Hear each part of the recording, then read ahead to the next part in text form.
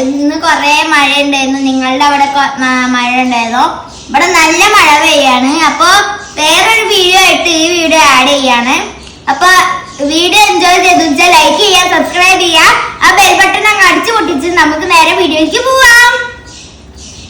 Okay, bye guys.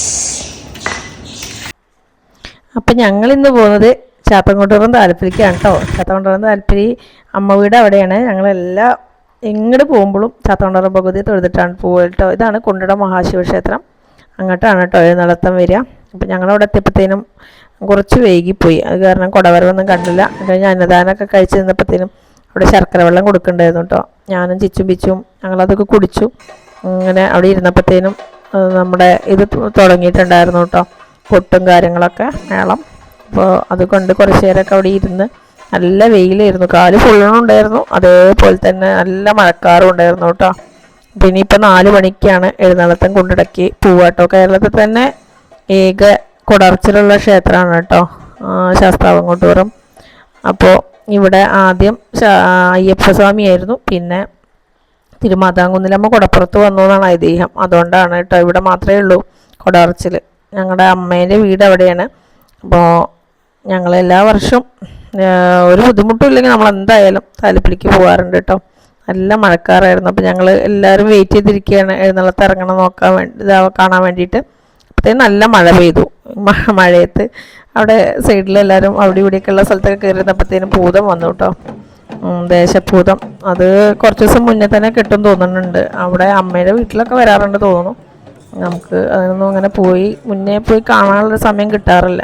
അപ്പോൾ ഞാൻ ചിച്ചും 2 ദിവസം മുന്നേ പോയിട്ടുണ്ടായിരുന്നു കളം തൊഴാനും. അവർക്ക് സ്റ്റേജ് പ്രോഗ്രാം ഒരു 2-3-4 ദിവസം മുന്നേ തുടങ്ങിയിട്ടുണ്ടായിരുന്നു. കഥകളി ഉണ്ടായിരുന്നു, കുട്ടികളുടെ പ്രോഗ്രാം ഉണ്ടായിരുന്നു. അങ്ങനെ പ്രാവശ്യത്തെ താലപ്പൊലി നല്ല ഗംഭീരമായിരുന്നു കേട്ടോ. അപ്പോൾ അത് ഭൂതം എനിക്ക് തോന്നുന്നത് അമരമ്പലം കോലത്തെ തമ്പുരാനാണ് തോന്നുന്നുണ്ട്. അവരെ മുന്നിൽ കുമ്പിടുകയാണ്. അപ്പോൾ അതൊക്കെ കഴിഞ്ഞ് കുറച്ച് നേരം അവിടെ മുന്നിലും കുറച്ച് നേരം കളിച്ചിട്ടുണ്ടായിരുന്നു കേട്ടോ. കുട്ടികൾക്ക് അതൊക്കെ കാണിച്ചു കൊടുത്ത് ഞങ്ങൾ അവിടെ തന്നെ വെയിറ്റ് ചെയ്ത് നിൽക്കുകയാണ് നട തുറക്കണമെന്ന് നോക്കിയിട്ട്.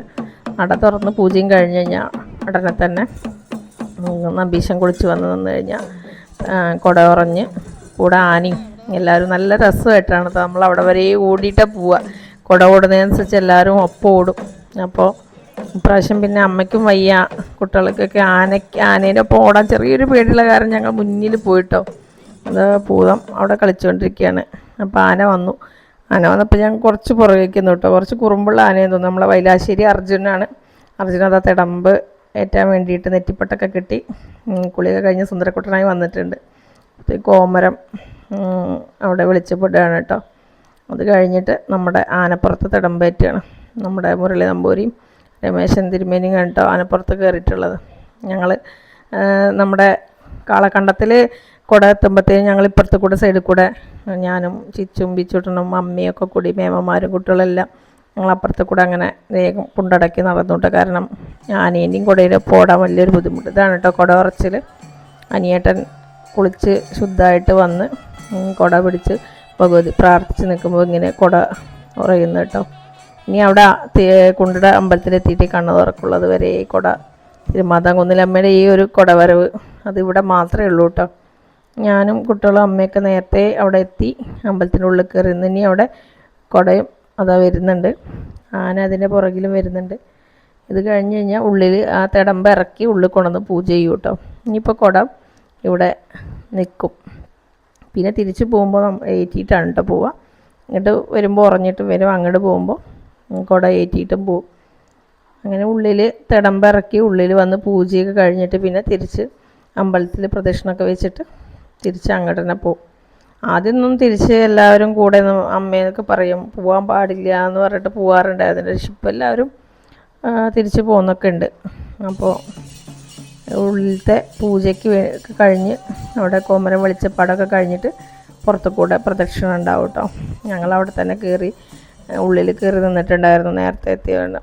ഭഗവതിയുടെ തടമ്പ് പുറത്തേക്ക് എടുത്തിട്ട് ഇനി ആനപ്പുറത്ത് കയറി പ്രദക്ഷിണം വെച്ചിട്ട് പിന്നെ തിരിച്ച് അങ്ങോട്ട് തന്നെ തിരിച്ച് പോകട്ടോ. അത് പുറത്ത് പ്രദക്ഷിണം വെച്ചുകൊണ്ടിരിക്കുകയാണ്.